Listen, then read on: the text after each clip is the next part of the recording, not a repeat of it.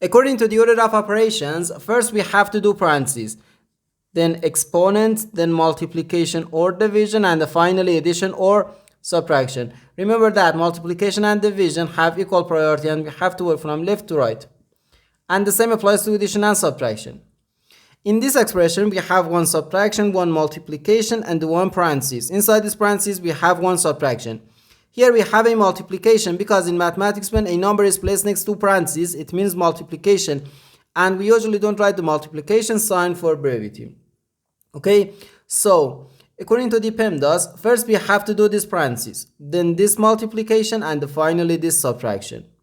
Inside this parentheses, we have 9 minus 1, which equals 8. So 9 minus 9, then times 8.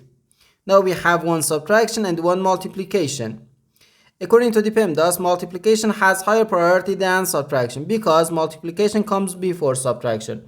So here first we have to do this multiplication. 9 times 8 gives us 72. So 9 minus 72, which equals negative 63. And this is our final answer to this problem.